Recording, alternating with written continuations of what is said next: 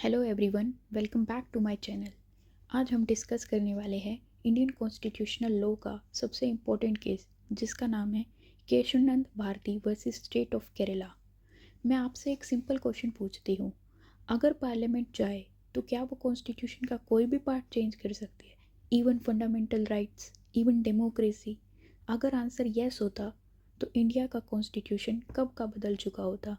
इसी सवाल का जवाब दिया था सुप्रीम कोर्ट ने 1973 में, और यहीं से आया बेसिक स्ट्रक्चर डॉक्ट्रिन। स्टोरी शुरू होती है केरला से।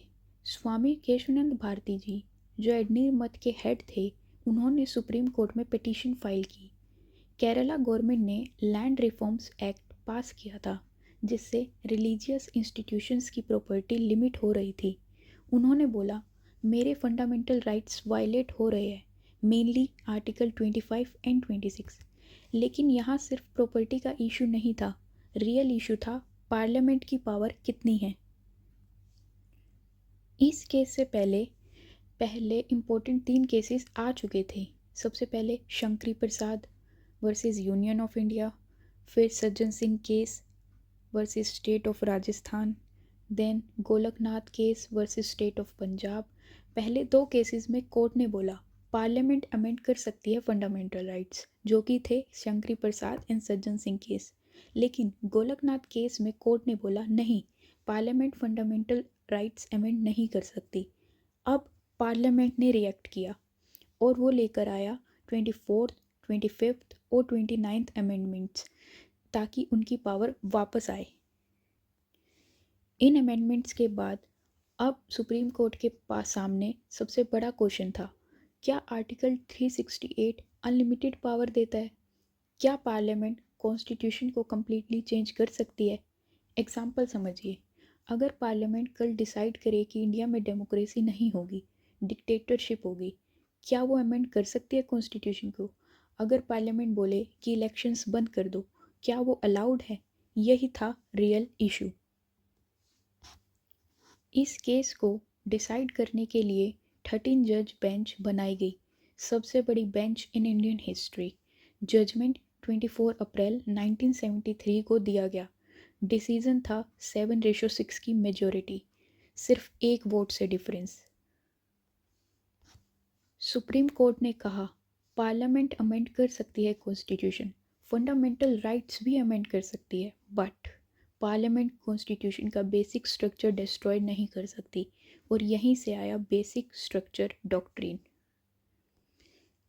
अब समझते हैं क्या है बेसिक स्ट्रक्चर डॉक्ट्रिन। कोर्ट ने एग्जैक्ट लिस्ट नहीं दी, लेकिन कुछ एलिमेंट्स बताए, जैसे सुप्रीमेसी ऑफ कॉन्स्टिट्यूशन। इसका एग्जांपल है पार्लियामेंट कॉन्स्टिट्यूशन से ऊपर नहीं हो सकती। देन रूल ऑफ लॉ, इसका एग्जांपल हो सकता है कि पीएम हो या कॉमन सिटीजन, सब लॉ के अंडर है। Then we have judicial review, इसका आप एग्जांपल ले सकते हैं कि सुप्रीम कोर्ट लॉ को अनकॉन्स्टिट्यूशनल डिक्लेयर कर सकती है। देन वी हैव फेडरलिज्म, इसका एग्जांपल आप लीजिए, स्टेट्स को पावर मिलेगी, इंडियन यूनाइटेड डिक्टेटरशिप नहीं बन सकता। देन वी हैव डेमोक्रेसी, इसका मतलब है कि इलेक्शन हमेशा कंटिन्यू रहने चाहिए। अगर पार्लियामेंट इनमें से किसी एलिमेंट को डिस्ट्रॉय करे, अमेंडमेंट इनवैलिड हो जाएगा। अब इन एलिमेंट्स को समझने के बाद हम देखते हैं चीफ जस्टिस का रोल इस जजमेंट में। जजमेंट दिया गया चीफ जस्टिस एस.एम. सिकरी के टाइम पर।